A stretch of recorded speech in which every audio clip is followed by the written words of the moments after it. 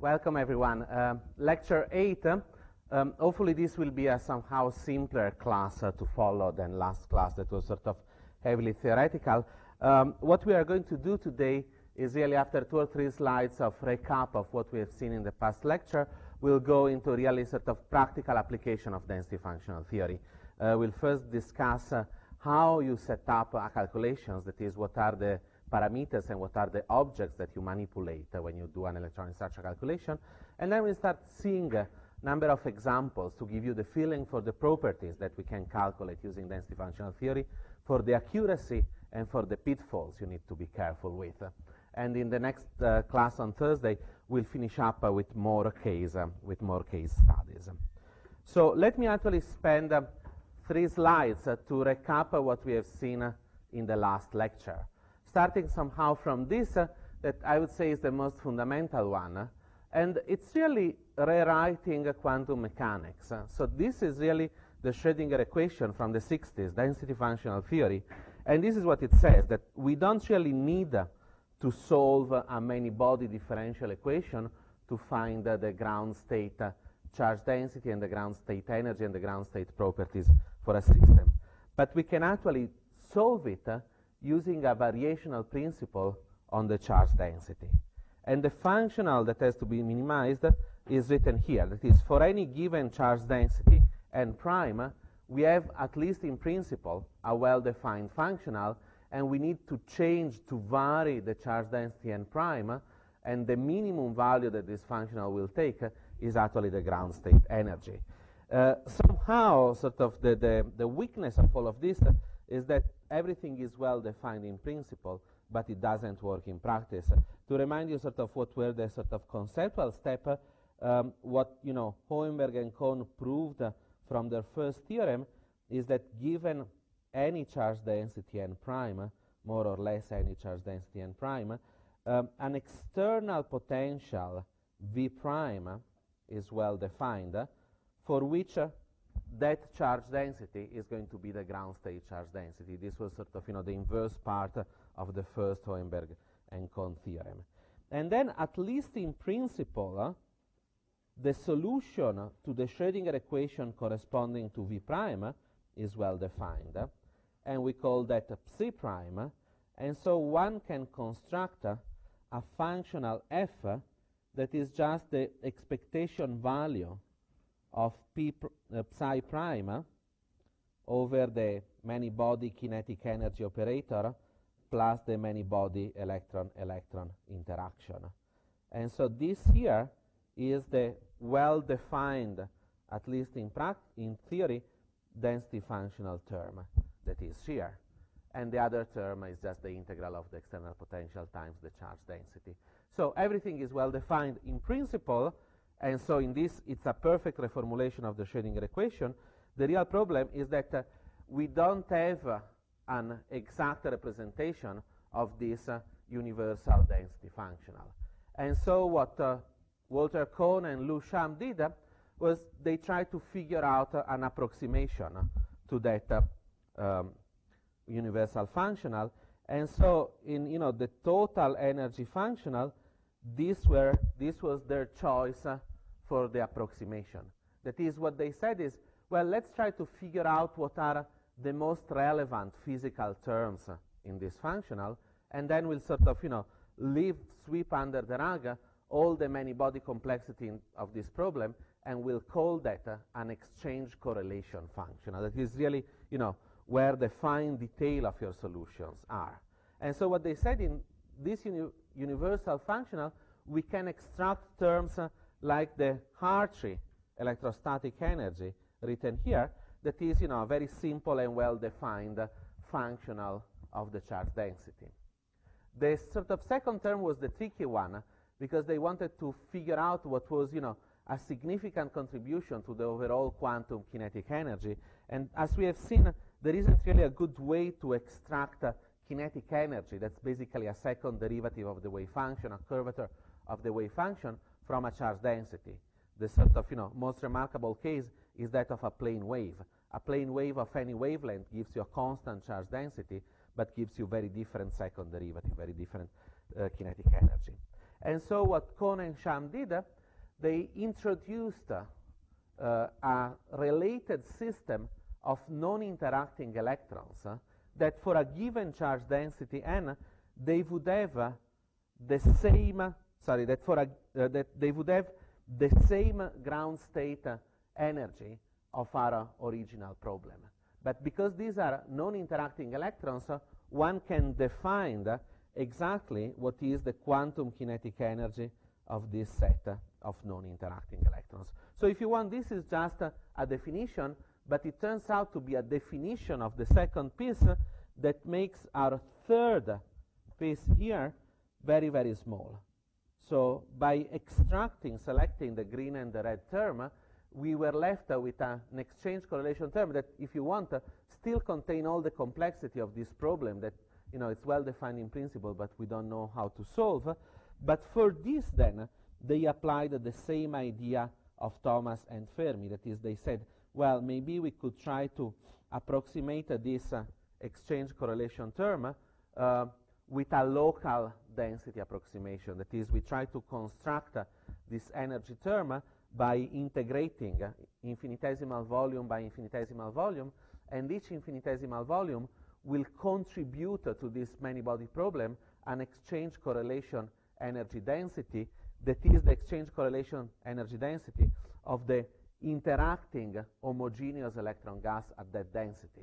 So when in 1980 Sepperly and Alder first did very complex calculation, quantum Monte Carlo calculation of the interacting but homogeneous electron gas as a function of the density, this functional, at least sort of in principle, was for the first time parametrized over a whole set of density. Often we call that the Perdue-Zunger parametrization, and so we had finally a working expression.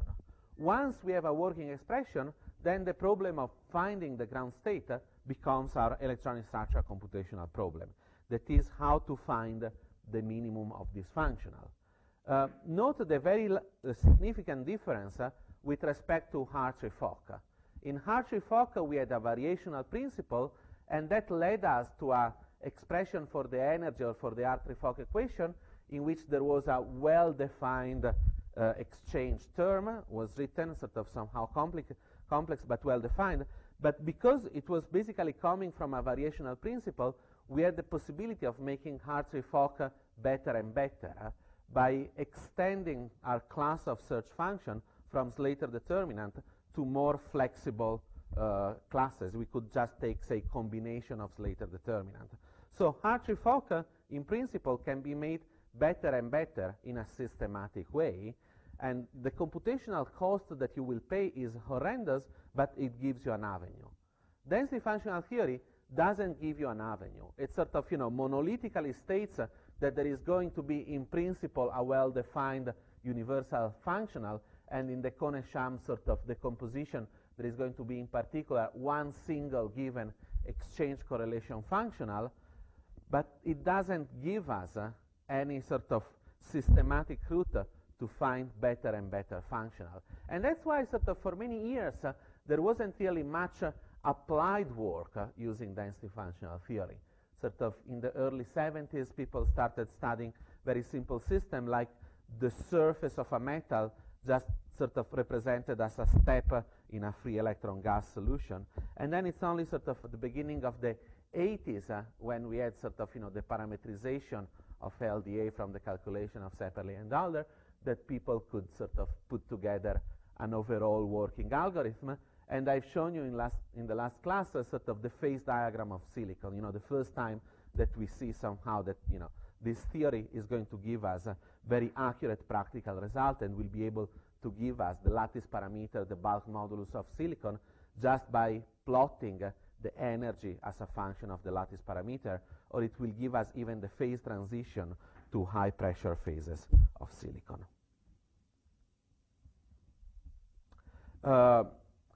What I had written in the previous slide was the total energy in this density functional paradigm, and we had as a computational goal now, and you'll see how we address this, the task of minimizing that total energy. And there are sort of two main routes that we can take. You know, once the exchange correlation potential is written in an explicit form, this is a well-defined, even if nonlinear, functional of these independent single particle orbitals, the Kohn-Sham orbitals, of which the charge density is just the sum of the square moduli. And so we can look at this as a nonlinear minimization problem. We need to find the orbitals that minimize this expression, or as it often happens, we can write the associated Euler-Lagrange equation. We have a variational principle, so we can take the functional differential of that, and that gives us a set of differential equations. That is what we call the Kohn-Sham equation. And again, they are written here sort of not very different, if you look at it, from the hartree-fock equations. They are really the same terms. There is a quantum kinetic energy, and now these are single particle orbitals. There is a hartree term, there is an external potential term, and the only difference is sort of in the way the exchange or exchange correlation term is calculated. In hartree-fock, it was an explicit integral of the orbitals. In density functional theory, is going to be some kind of complex function of the charge density. And we are going to try and find out what are the eigenstates of this Hamiltonian, of which the most important part that you need to remember is that this Hamiltonian is what we call self-consistent. That is, it's an operator that actually depends on its own solution. Because you see, what we have is that the charge density is given by the sum of the square moduli, and the charge density goes into the expression of the hartree operator and goes into the expression of the exchange correlation operator. So the Hamiltonian acting on these single particle orbitals depend on the charge density, and the charge density is a function of the orbital themselves.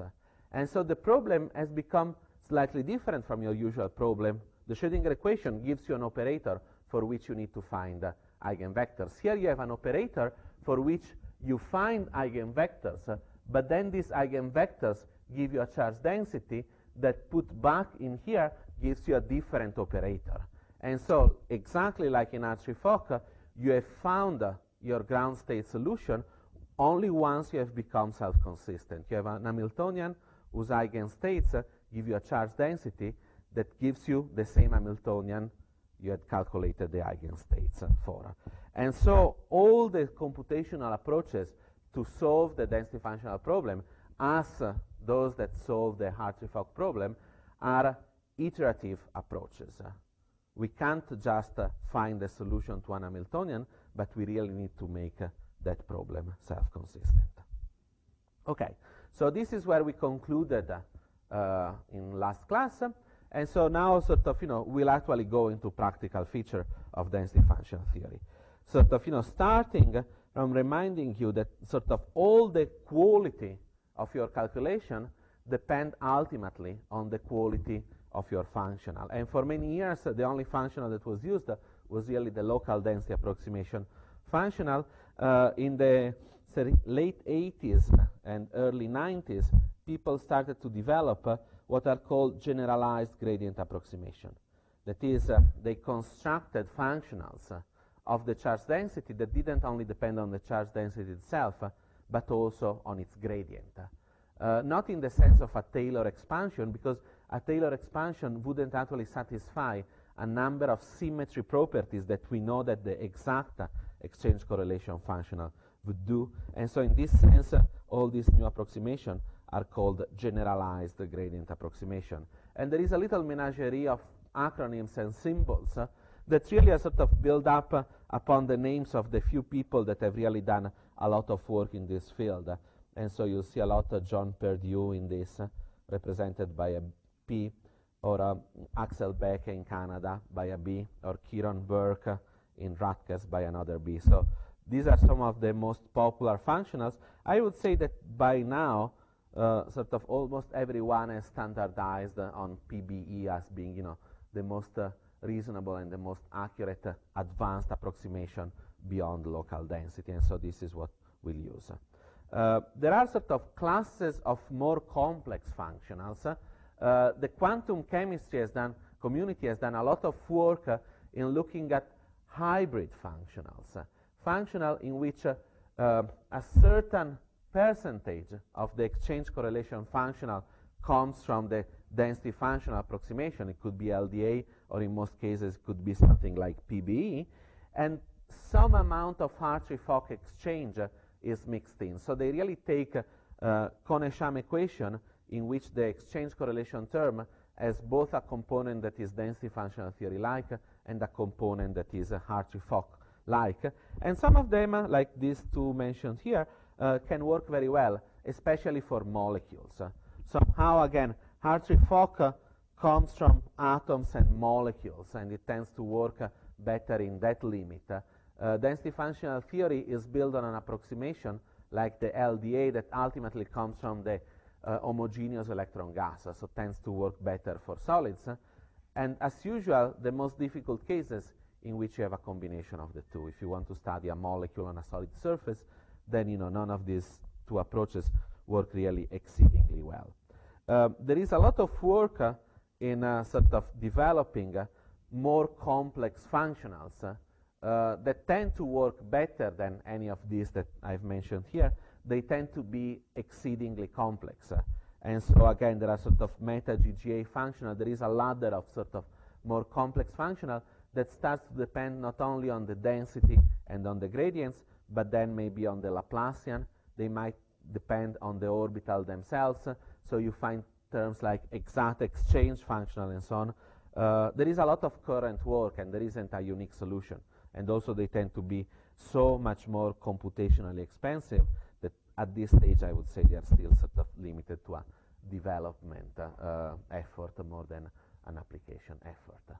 But you see, once we have a functional, and this is even done sort of with standard LDA or GGA, we can actually describe with remarkable accuracy a number of properties for very different materials. This is a table that sort of Chris Picard in Cambridge had given me, and sort of you see we have a sort of combination of metals, semiconductors, oxides, alloys, and what we have here, say, is a list of what is the experimental lattice parameter and what is the theoretical prediction. And you see we are sort of in the range in which the errors are around 1%. And I would say for most materials, we are really in sort of in this ballpark. The error on a lattice parameter of a material that doesn't have exotic electronic properties, is not a high TC superconductor, is not a sort of strongly correlated electronic material, can be expected to be in the range of an error that is between 1 and 2%. Okay, so very, very good. You see predictive power. When we calculate with density functional theory the lattice parameter of this, we are really not trying to fit any potential at all. When we calculate the lattice parameter of silver, we are just saying there is going to be an array of Coulombic potentials attracting the electrons with the atomic number of silver, and we are looking at how the total energy of this system varies with lattice parameter. And that's why if you want electronic structure approaches tend to be extremely powerful, because they are not fitted. We are just trying to find the electronic structure solution. Okay, so how does it work in practice? And what I'm going to sort of describe here is what's become known by now as the total energy pseudo potential approach. This is really the approach that has been developed to study solid systems. Sort of again, you have to keep in mind these two communities, one of sort of solid state extended studies of matter and one of atoms and molecules. And really density functional theory comes from the sort of solid state approaches. And for reasons that we'll see in a moment that are really related to what we use as a basis set to describe electrons in a solid, what become apparently very early on is that describing accurately the core electron in an atom or in a solid would have been exceedingly complex. If you think at it, whenever you have an atom that forms a molecule or a solid, you have a lot of electrons that are going to be basically unaffected by the chemical environment. If you take an iron atom and you put it in iron as a metal, you put it as iron in a transition metal oxide, or you put as iron as a center, say, in a heme group in hemoglobin or myoglobin, what happens is that the valence electrons of irons will redistribute themselves. But really, the core electron of irons are so tightly bound to the nucleus by order of magnitude in energy with respect to the sort of typical energy of valence electrons that they are basically unaffected. And so, in some ways, we really don't want to carry all the computational expense of describing core electrons when we know that their contribution is going to be a rigid contribution that doesn't change depending on the chemical environment. The core electrons are certainly important. They are there, they are bound to the nucleus, and they screen the nucleus charge. In iron, the 1s electrons, the two 1s electrons, will be so tightly bound to the nucleus that the nucleus doesn't look to the 2s or 2p or 3s, 3p electrons as having 26 protons, but it really looks like having 24 protons because those two 1s electrons screen completely. And so the 2s and the 2p really will also screen almost completely the nucleus from the point of view of the 3s and the 3p. So we want to find out a way of somehow taking into account the presence of that core electrons, but we don't want to carry that on in our calculation because it's very expensive. Not to mention that the spatial variation of core electrons is going to be extremely sharp. I'll show you an example in a moment. And so we need a lot of computational information to describe all the sharp wiggles that core electrons will do around the nucleus. And this problem has been solved, again, sort of from the late 70s to the early 80s by what are called pseudo potential approaches, in particular something that is called, and you'll see this term often, norm-conserving pseudo potentials, that in many ways are some of the most complex part of all these electronic structure approaches, and I'll just give you a sort of generic flavor of how they approach this problem. Okay. Once we have sort of removed the core electrons from our problems, we still need to find out what are the Kohn-Sham orbitals that minimize our density functional problem. And as always, and again we'll see this in the next slides, we need to find an appropriate computational representation of these orbitals. And that is, in particular, we'll expand those orbitals on a basis. That is, we'll represent any possible orbital in our problem as a linear combination of simple function. This is what is called a basis set. So, like in a one-dimensional analysis problem, when you've got an arbitrary function, you can expand, you can do, say, Fourier analysis. You can expand it in a series of sines and cosines. So this same general problem applies here. We have arbitrary functions in 3 dimensions that are orbitals, and we want to find an appropriate basis set that describe them. So this basis set needs to be accurate, that is, needs to be flexible enough to describe all the possible wiggles of our orbitals, but also need to be computationally convenient. And we'll go in that in a moment. So once we have sort of put together these elements, we have sort of our external potential being represented by this sort of nuclei, and somehow via the pseudo potential approach also the core electrons. And once we have decided what is our basis set, we really need to go and solve self-consistently either the Kohn-Sham equation that you have seen before, or we want to minimize the nonlinear energy functional. And so there are sort of several steps. Usually what we'll do is we'll start from a trial solution. Remember that since that the Hamiltonian depends on the charge density, we need to have a guess to our initial charge density to even construct our operator, because our operator depends on the ground state charge density. So since that we don't have the ground state charge density when we start our problem, we need to start with a trial solution. It could be a trial charge density, it could be trial orbitals. But once we have that, all our sort of operator is well defined, so we can sort of calculate all the different terms, the quantum kinetic energy, the Hartree energy, the exchange correlation terms, and we can try to solve that Hamiltonian. From that Hamiltonian, we'll find new orbitals, and with those new orbitals, we'll calculate the ground state charge density, and we'll obtain a new Hamiltonian that then will sort of keep iterating, finding new orbitals, new charge density, new Hamiltonian, until it reaches a fixed point, until it reaches self-consistency. Or we can just take the approach of minimizing the total energy functional to self-consistency. I sort of written in a more sort of compact way the problem here, or well, it'll come in a moment. Okay, so let's describe first sort of our first computational approximation in this problem.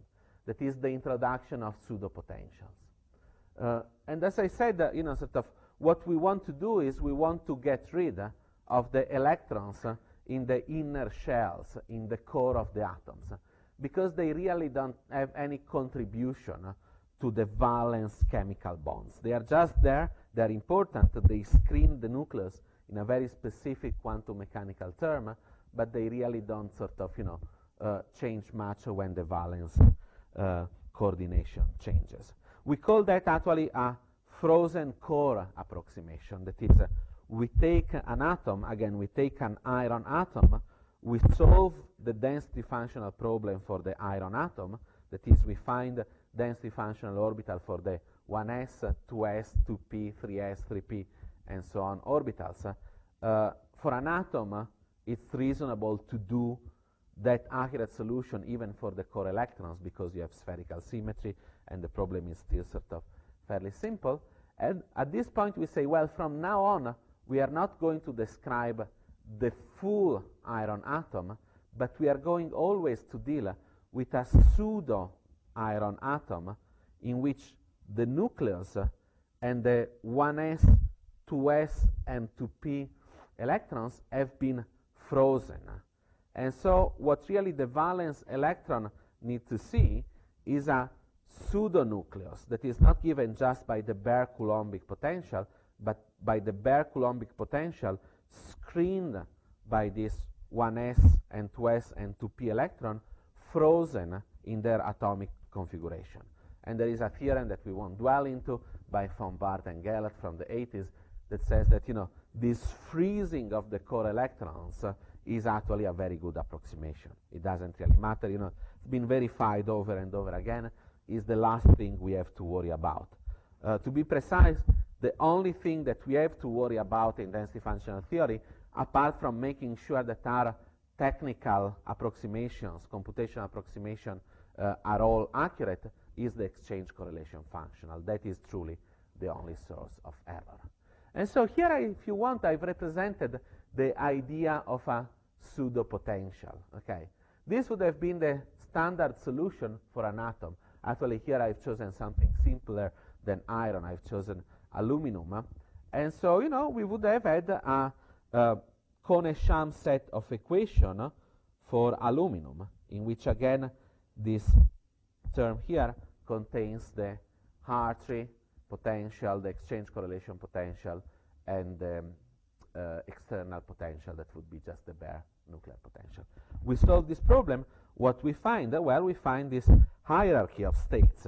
You see, we find 2 electrons in the 1s state, we find 2 electrons in the 2s, 2 electrons in the 2p, but really the electrons that do all the chemistry are the 3s and 3p electrons. And you see the enormous difference in energy scales. So the binding energy of the 1s electrons to the nucleus is 1500 electron volts. There is no way, unless you are sort of throwing X-rays of very high energy to those electrons, that you are going to affect or perturb in any significant way these 1s electrons. Remember, the energy of a hydrogen bond is 0.29 electrons, is a fraction of an electron volt. So this is 4 orders of magnitude larger. So what we want is, we want to say this set of electrons are so tightly bound that we don't need to consider how they change during the formation of a chemical bond.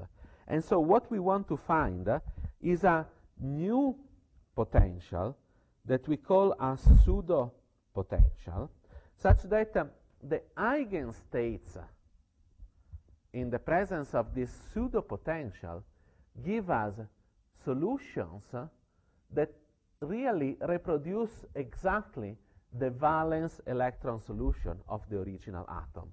So you see, what we want is, we want to go from 13 over R, the Coulombic potential that is contained in here for the bare aluminum nucleus, to a new potential that somehow contains both the bare potential of the nucleus, the screening from the core electrons, and it is constructed according to a well-defined prescription, so that the eigenstates of this new set of Kohn-Sham equation are in order. The sort of lowest energy eigenstates are actually the valence eigenstates of our original problem. We get the same eigenvalues, and we get, in a way that I'll specify in a moment, the same eigenfunctions. And so here, it's how we would actually look at this problem. And this is a figure courtesy of Chris Goringer. So you see, what we usually have in an atom is a Coulombic potential, is this thin red line here. This is the potential as a function of the radial distance. So it diverges, it goes to minus infinity coulombically. For aluminum, it would go as 13 over R. What are the solutions, say, for the 1s state in this, what would be the solution for a valence electron in this potential? Well, there are going to be all the sort of core electrons, but then a valence electron would look something like this. It has, you see, this enormous number of oscillations. The reason why those oscillations are there is that eigenfunction of the Kohn-Sham equation need to be orthogonal to each other. This is another one of the sort of, fundamental quantum mechanical rules. It's basically the Pauli principles. You can't have two electrons in the same quantum states, and in particular, electrons corresponding to different quantum states need to be orthogonal to each other. So the integral of, the psi star of, say, the 3s electron in aluminum times the psi of the 1s electron in aluminum needs to be 0. And so what it means is that the higher you go, the more wiggles you have, and these wiggles, that is, these changes of signs, is what allows you orthogonality. Okay, so if you have, a 1s electron that looks like this, a 1s electron will have actually a sort of exponential to the minus r decaying wave function. The wave function, say, already the 2s wave function needs to be orthogonal to this electron, and so it needs to change sign to allow orthogonality when you take the product of these two orbitals. So orthogonality creates a lot of wiggles, and these wiggles also make the sort of charge density coming from a valence electron more spread towards the outside of the nucleus. There is, if you want, another quantum mechanical sort of derived effect in which valence electrons are moved outwards because of this orthogonality constraint. And so you see, this would be, in light blue, the exact wave function for a valence electron. And what we want to find is a pseudo potential that substitutes for the original bare Coulombic potential, and it's written here in sort of with a thick red line, that is constructed so that its ground state wave function, that is here in a thick blue, has the same energy eigenvalue of the valence electron, And in many ways, it's identical to the original wave function. And the way we make it identical is actually we only require it to be identical to our original solution outside the core. Because outside the core of the atom is where chemistry takes place. Chemistry will be here when atoms bind with other atoms. Inside here, this is the region where core electron sits, and that's a region that will never overlap with other atoms. Again, because there are sort of already these very strongly bound electrons, and to bring two atoms to have their core regions to overlap requires enormous pressure, sort of hundreds of gigapascals. So we never really have to worry. So what we are trying to do here is we want to construct a pseudo potential in thick red such that its ground state wave functions in thick blue have the same eigenvalues of my original eigenfunctions in thin blue lines, and in many ways they represent the same physics and the same chemistry because they are sort of identical outside the core. So the thick red line is how we describe an atom. The bare Coulombic potential, but with also built in all the screening action from the core electrons. And you see the central feature of the pseudo potential is that if you want, it's become repulsive around the center of the atom, because we really need to keep the valence electron to be mostly delocalized in the valence region. How to build this pseudo potential is actually a complex and somehow dark art. By now, it's been perfected, and there are basically tables of pseudo potential. So it's a problem you almost never have to worry anymore. So an electronic structure code will have a set of pseudo potential. And sort of in the course of the years, there have been two flavors that have been developed.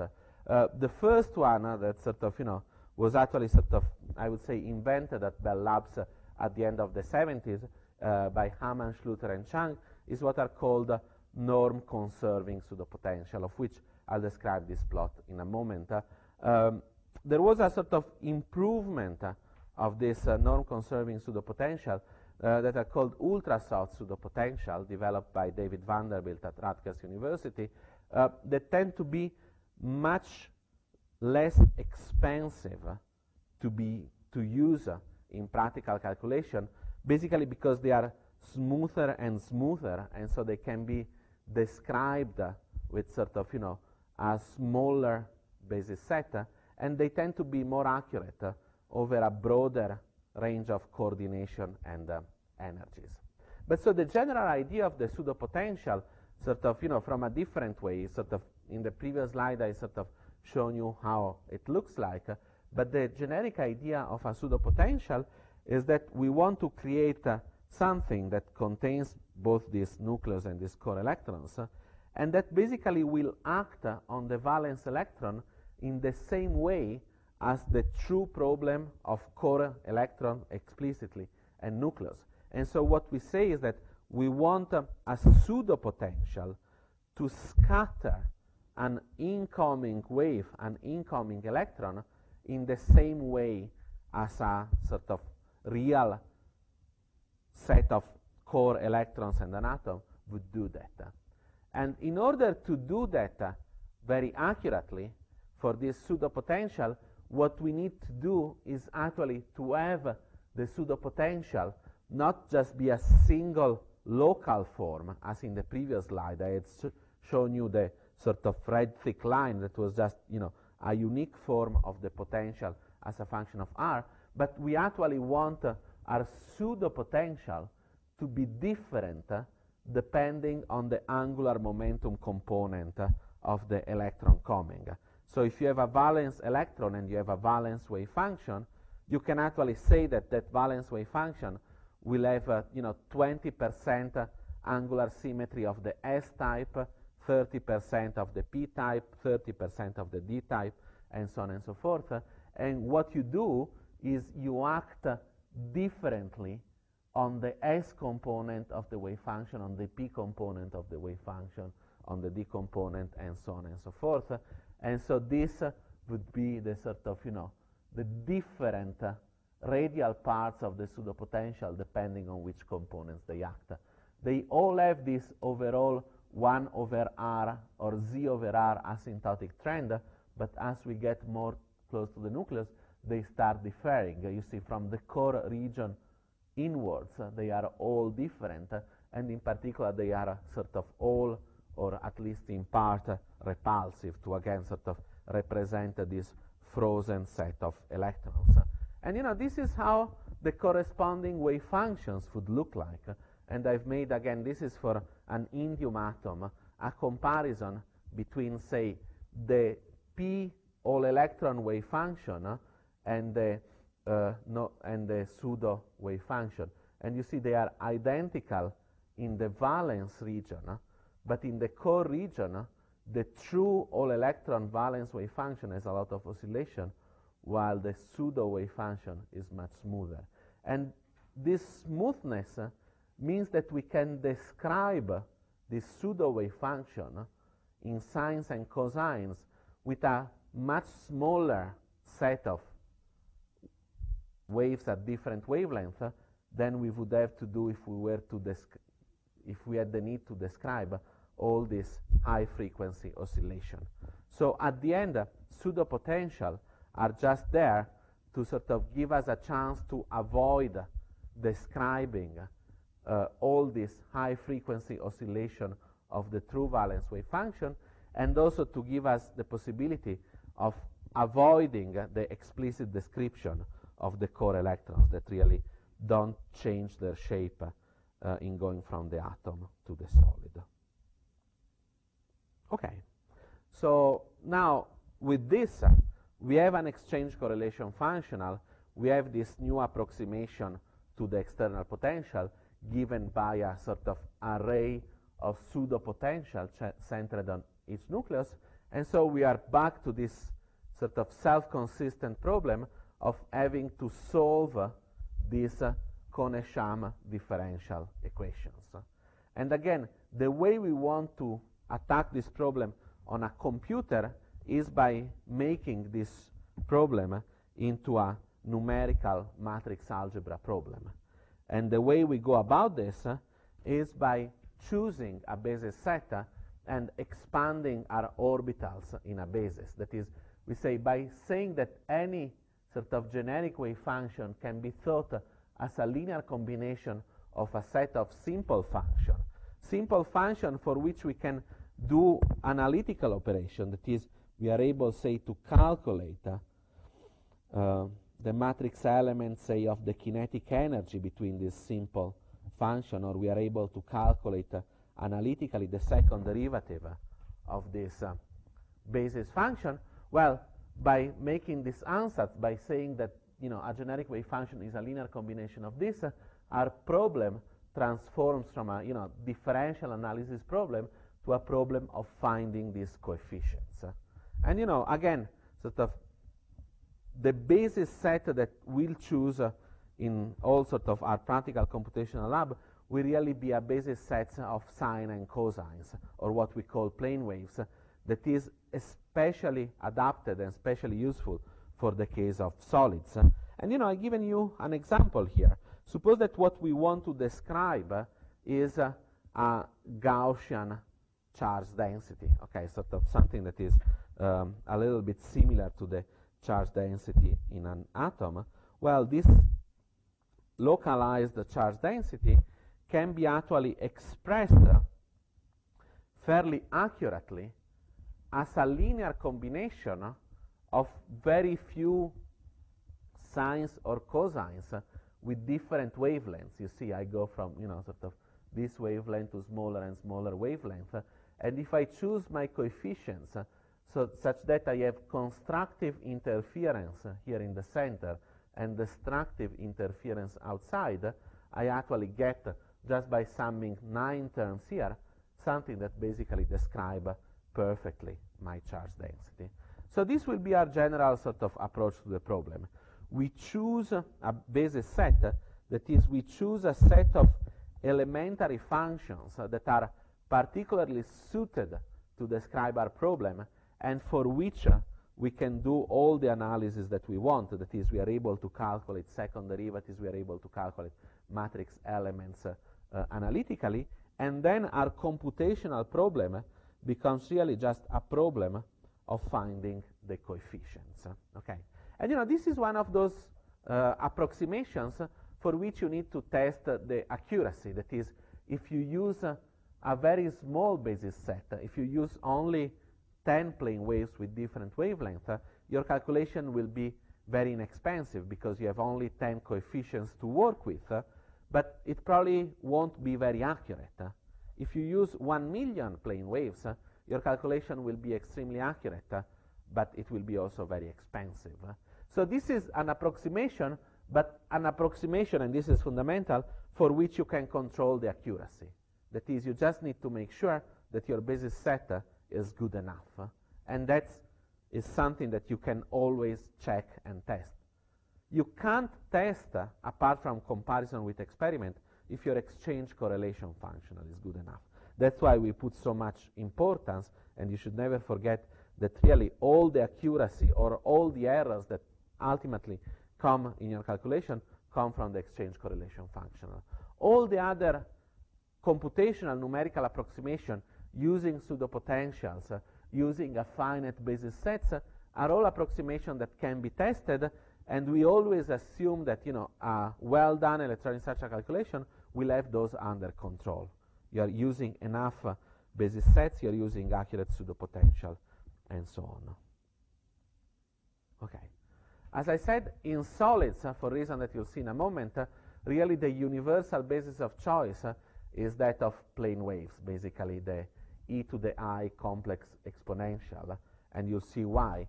But in a sort of atoms and molecules, sort of the almost universal basis choice is that of combination of Gaussians. And the reason why Gaussians have been chosen, and actually why the sort of most famous quantum chemistry code is called Gaussian, is that it's very easy to do the analytical integrals that are present in the exchange term for hartree-fock. So if you want, the exchange term for hartree-fock determines the choice of Gaussian as a particularly convenient basis set. And again, the product of two Gaussians is a Gaussians, and that's why this is ultimately a good choice. This is sort of what has developed. At the end, you can still use Gaussians to study solids, or you can use plane waves to study molecule, and there is even a sort of richer phenomenology. And sort of, but generally speaking, these sort of two approaches, that of localized functions in chemistry and of delocalized function in sort of extended systems, are the basic categories. Okay. We'll start from the point of view of solids, and then you'll see why we actually we use plane waves to describe these orbitals. And when you deal with solid, you need to sort of be aware of one of the fundamental symmetries that the eigenstates of a solution in a periodic potential, as what happens in solids, satisfy. That is, in particular, the Hamiltonian of a solid is periodically invariant. Okay, that's the characteristic of a solid. It's a regular periodic array of external pseudopotential that are your nuclei. So in the language of quantum mechanics, we say that the Hamiltonian commutes with the translational operator. Translation operator by a vector that is a direct lattice vector. So if you take a cubic system and you displace, you translate your set of potentials by one cubic lattice vector, you have the same operator. That is trivially to say that if you have a regular array of blue dots that is infinite in space, and you displace them and the displaced one are crosses, and they have been displaced by this lattice vector R here, and both the red dots and the blue dots are infinite, while by displacing the blue dot into the red dots, you have the same identical problem. Okay, when two operators commute in quantum mechanics, what we know is that we can find eigenstates that are common eigenstates. That is, they are eigenstates both of the first operator and then on the second operator. I won't dwell on this in case you are sort of not familiar with parts of this quantum mechanical problem, but what I want to highlight is that the net result, the fact that we can choose eigenvectors that are common eigenvectors of the Hamiltonian and of the translation operator, tells us that a generic eigenvector for a periodic potential needs to have a very well-defined symmetry and a very well-defined symmetric form. And that's sort of summarized in the Bloch theorem. And that tells us that a eigenvector will be given by a term, a function that has the same periodicity of the crystal times a plane wave, again, a complex exponential that modulates this periodic part and that can have any wavelength. So, in other words, what the Bloch theorem here is telling us is that the solutions, the eigenstates of a periodic Hamiltonian can have any possible periodicity. You don't have to think at the electronic eigenstates of a periodic Hamiltonian as having the same periodicity of your lattice. But the shape that they have is actually this, that is the product of two functions, one that has any arbitrary wavelength, and another term, the so-called periodic part of our orbitals, that does have the same periodicity of the lattice. This can be proven in a variety of ways, and somehow, I summarized here why ultimately this is the shape that the eigenfunction of the Hamiltonian need to have. Basically, because if we have a translation and the Hamiltonian is invariant, the charge density of your solid must also be invariant, and this solution satisfies that, because if you look at the wave function not at R but at R plus a direct lattice vector, this term will be unchanged by definition because this term has the periodicity. This term will become e to the I k times scalar product R plus a direct lattice vector. But when you look at the charge density, that is the square modulus, this term disappears. So only this remains in the charge density. And you also want two translation being equivalent to the sum of the other two. And again, if you translate by two consecutive lattice vectors, this term doesn't change. And the exponential of a sum of two lattice vectors is going to be just the product of two exponential for each lattice vector. But the fundamental concept here is this, that the wave function are modulated by this wavelength, and we actually classify them with these two quantum numbers. As we classify orbitals in the periodic table, we give them quantum numbers. We say this is going to be a 3s electron with spin up. We are saying what the quantum number n, l, m, and spin are for that electron. In a solid, these are our quantum numbers. We have a band index that is, if you want, the solid equivalent of your energy levels, and it's actually a discrete integer index that somehow classifies the different eigenvectors. But those eigenvectors can have also any wavelength, and so the wavelength of the Bloch orbital is another quantum number that characterizes our system. So when you actually look at a molecule, you think in terms of energy levels, and you draw an energy diagram in which you will have a 1s, 2s, 3s energy level. When you think at the possible energy levels for electrons in a solid, you'll draw a more complex band diagram in which you will sort of classify levels not only in terms of discrete integers, but also in terms of the wavelength. And so this is what is usually a band energy diagram, of which I have an example here.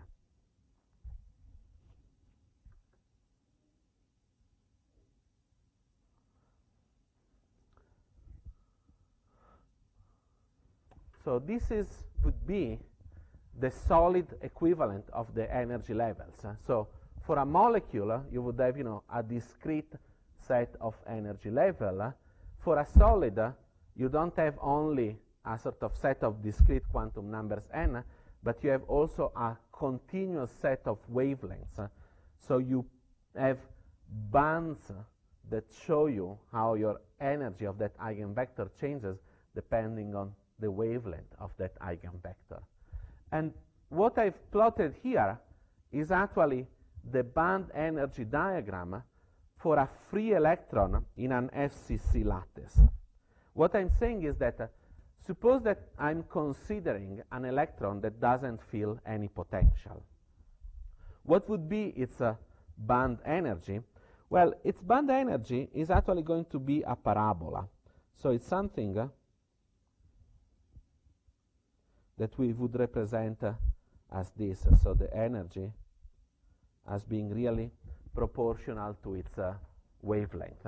That is, again, because a free electron is represented by a plane wave, e to the I kr, and so the second derivative of a plane wave, that is the quantum kinetic energy, is just the k square term, and if an electron is free, there is no potential.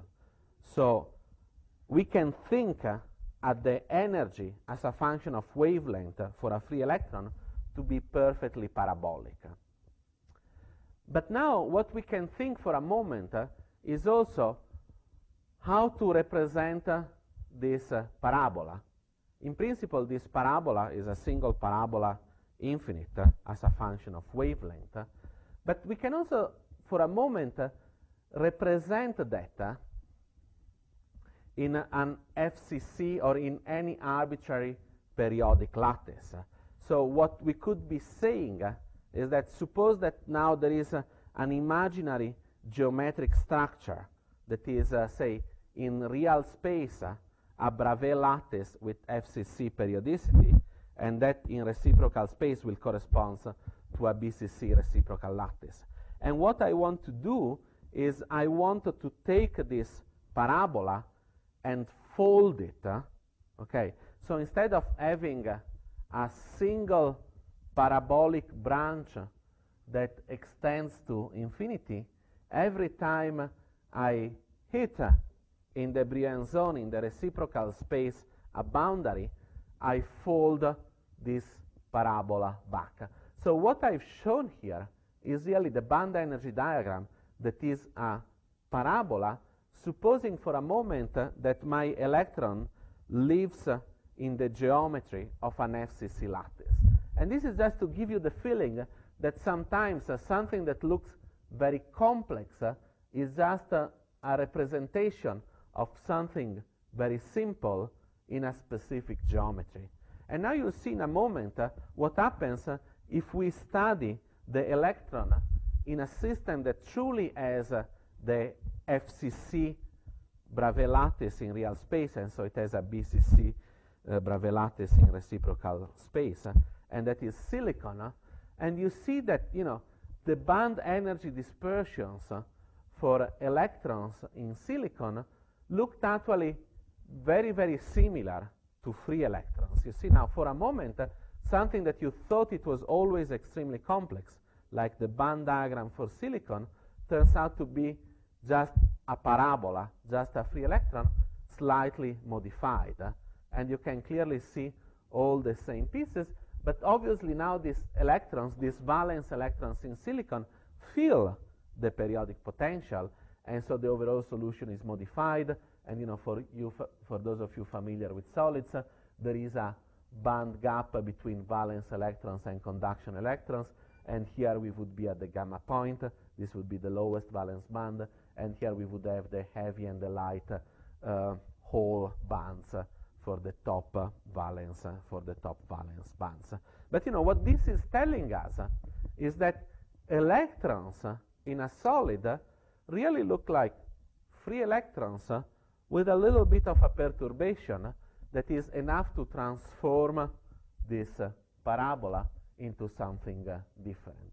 Okay, and again, because they are almost free electrons, and because they have the periodicity, the periodic part of the Bloch orbitals need to have the periodicity of the crystal lattice that we are studying, it will actually be extremely appropriate to use as a basis set to describe at each k point in the Brillouin zone the periodic part of the Bloch orbitals. Will be extremely convenient to use plane waves.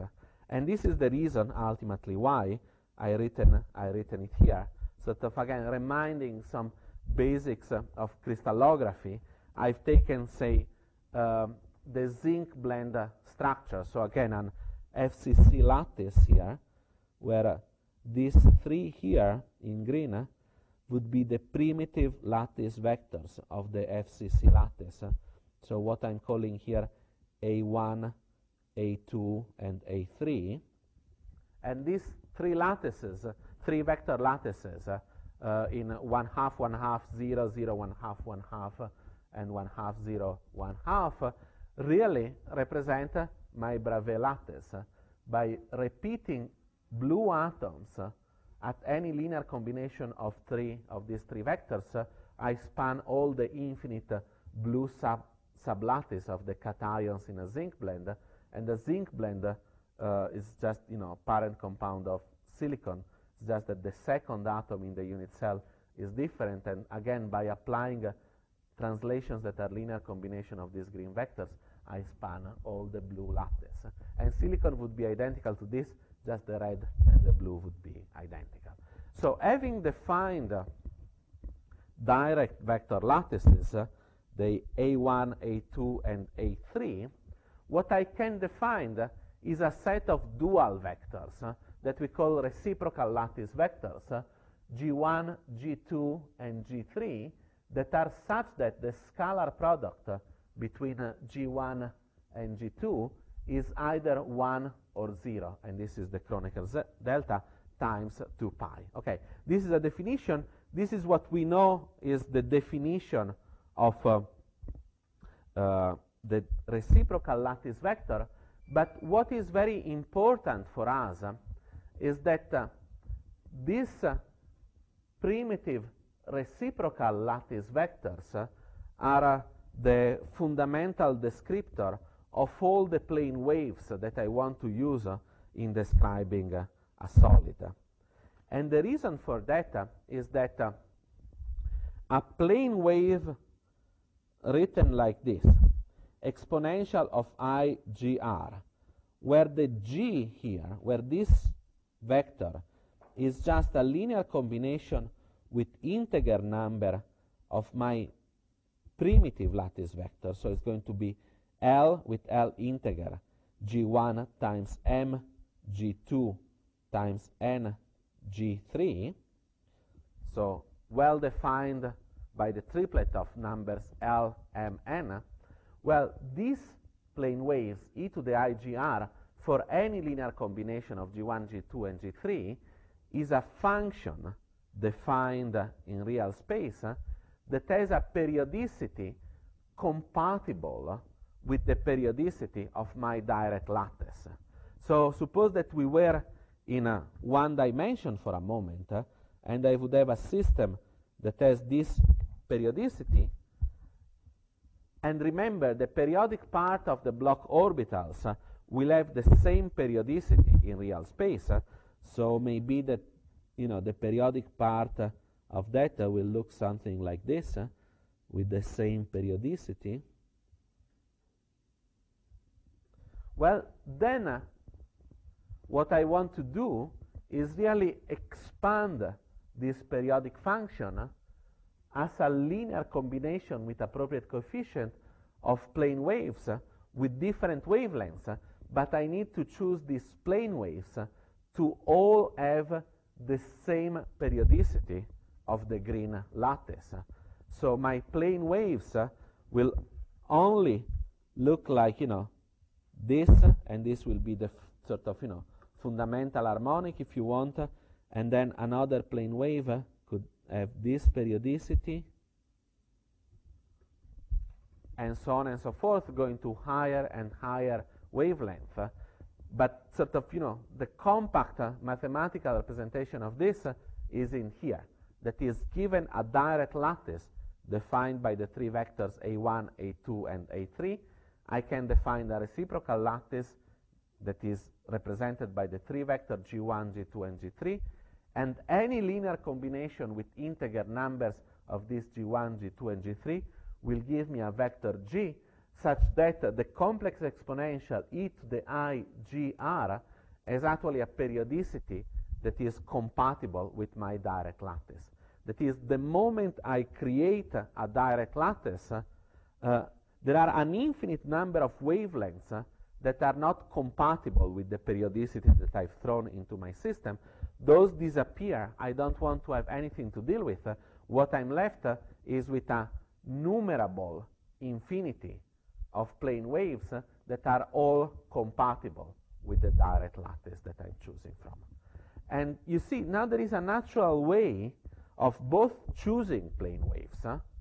They will be here, and also a natural way to choose the most important one, because when we choose our basis set for our calculation, we'll start from the plane waves of longer wavelength. That is the blue wavelength that I've plotted here, and we'll decrease the wavelength. We'll include more and more plane waves that sort of have finer and finer wavelength, finer and finer resolution, and that can be just naturally done by including plane waves with G vectors that have a larger square modulus. Okay, that is, the larger this G vector here, the finer the resolution, the higher the wavelength of this plane wave. So there is truly a natural way to choose basis set now, because again, what we have is a reciprocal space, and so we'll have a Brillouin zone in red. We'll have, if I'm in 2 dimension, the two G1 and G2 vectors, and so the linear combination G's that I've described will be given by the infinite but discrete set of G vectors represented here. And so only the G vectors denoted here with a cross give rise to a plane wave that has the compatible periodicity with my periodic boundary conditions. And so in order to choose a basis set, what I do, I just draw a circle, or in 3 dimensions a sphere, and I decide to include all the G vectors that sit inside that sphere. And by making that sphere larger and larger, I'm going to include G vectors that have larger and larger modulus that is finer and finer wavelength. And that is what is called your cutoff in your basis set. Okay, so one of sort of the fundamental parameters of your calculation will be choosing your cutoff for your plane wave basis set. That is, choosing the radius of that sphere that includes plane waves with sort of wavelength compatible to the periodic boundary conditions up to a certain resolution. You make this cutoff sphere larger and larger, you systematically include finer and finer resolutions, so you become better and better at describing your problem, and you'll always need to check in your first calculation that your basis set is good enough. That is, by increasing your cutoff radius, you will not see any significant physical change in the quantities that you're calculating. You don't see a physical change in the energy as a function of volume. You don't see a change in the forces acting on atoms, and so on and so forth. Okay, this will take forever. Again, this is not the only choice of basis set, but as you can see, it's really the appropriate one for periodic systems. and it has sort of a set of nice advantages, of which I would say, the most important is the fact that, it's systematic in the sense that you can continuously improve the resolution in your problem by including more plane waves. There is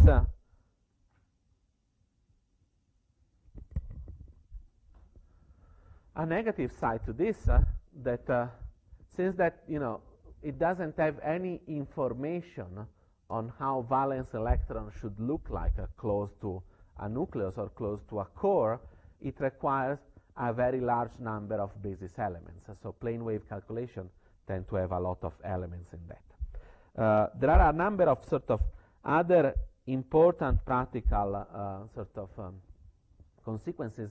In particular, as much as Gaussians, they allow for very easy evaluation of some of the analytical terms that we need.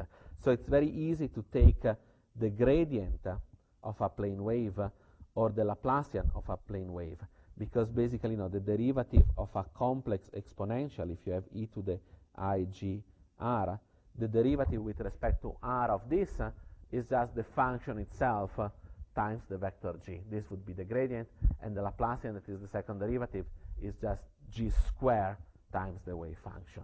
And so all these terms are easy to calculate. And there is a sort of more subtle conclusion of this, that if you start to have a calculation in which atoms move, like a molecular dynamic calculation, in which you need to calculate things like forces, you need to calculate the derivative of the energy with respect to the position of an atom, but now the energy in itself is an expression that involves linear combination of your basis set. Well, this basis set does not depend on the position of the atom. So there is no term in the force, in the derivative of the energy with respect to the position, that comes from this. If, on the other hand, you were using, say, a Gaussian that was centered on an atom, a Gaussian centered on an atom would have in there the position of the atom. And so in order to take the derivative, the force, you would also need to take a derivative of your basis set. And these are what's called Poulet terms, and that just add another layer of complexity to your calculation. And again, this is, I think, ultimately is one of the reasons why in the solid state community, problems like molecular dynamics and forces relaxation were developed earlier, basically because it's much simpler to calculate forces. And I want to give you here an example on how certain parts of your problem become very easy in your solution. In particular, remember sort of in the construction of the self-consistent operator from the charge density, we needed to construct the hartree operator from the charge density, the integral of n over r minus r prime. Well, that's basically a solution of what is called the Poisson equation.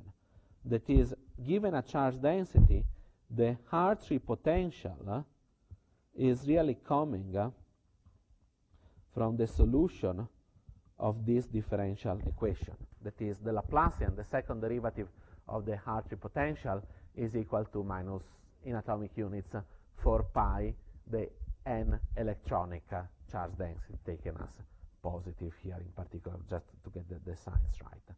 Okay, this is a differential equation. We need to solve it in the course of our self-consistent problem, because remember, we have sort of diagonalized the Hamiltonian, we have gotten some orbitals. From those orbitals, we have calculated the charge density, but now from the charge density, we need to calculate the electrostatic potential, and that's how it works.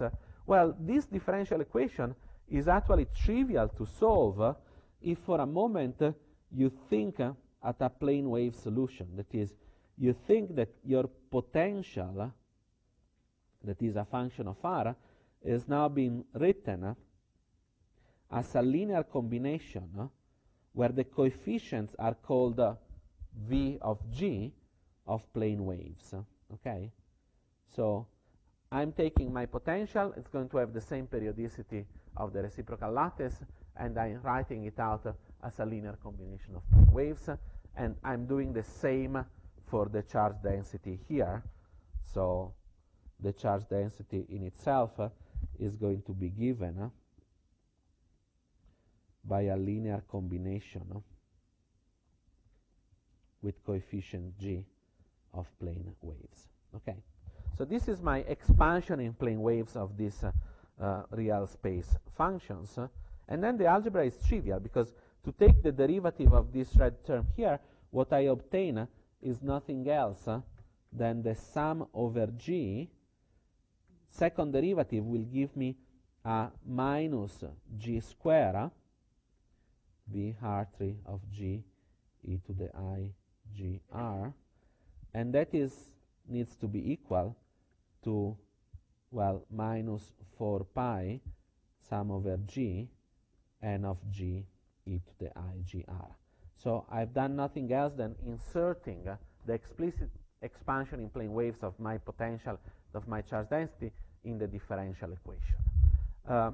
And now, well, sort of mathematically, I can actually sort of multiply the left and the right hand term for something like e to the minus I g prime times r, and then I can integrate in the r.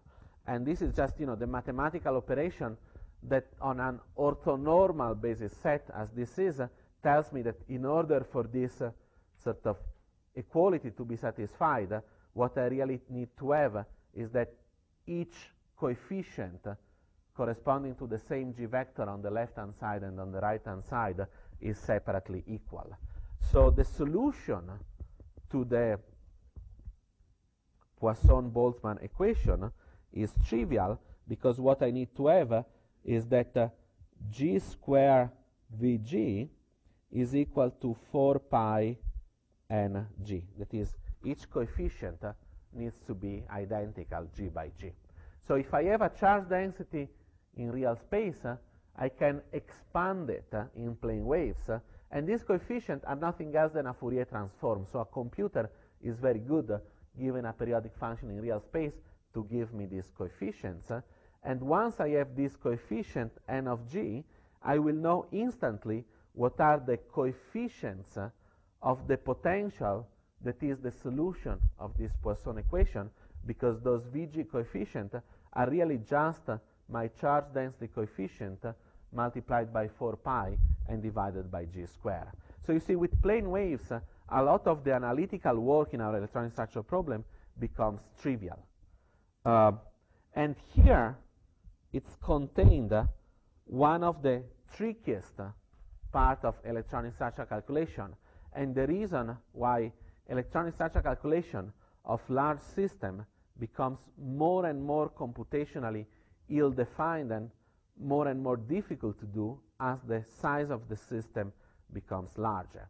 Because as the size of the system becomes larger, your cell in real space will become larger, and your Brillouin zone in reciprocal space will become smaller and smaller. As the 3 A1, A2, A3 vectors becomes larger, the 3 dual reciprocal space vector G1, G2, and G3 become smaller. So the smallest of the G vector will become smaller and smaller as the supercell grows. And so then you see that there is an instability, because this component of the hartree potential is given by this n coefficient divided by g square. As your system becomes larger, g square becomes smaller, and so a small numerical instability in your charge density gives you a large instability in your potential, and so you need to be more and more careful. You need to become more and more careful in your electrostatic solution as the problem becomes larger and larger. This will take forever to save. I think that I'll need to stop here for today, and what we'll see in the next class on Thursday will sort of wrap up the last few technical details that you need to go into the computational lab on Tuesday, and we'll start discussing case studies for our density functional problem. As a reminder, and I've emailed and hope all of you have received my email, in order to do the computational lab on Tuesday, it is essential that each and every one of you has an independent personal computer account on the computer cluster, because this calculation will become expensive, and we need to run them not on the main central node that will collapse if more than 2 or 3 of you run on it, but we'll need to spool it via queuing system on the sort of nodes of the cluster that lie beneath the master node. Okay, this is all for today. Enjoy the snow, and see you on Thursday morning.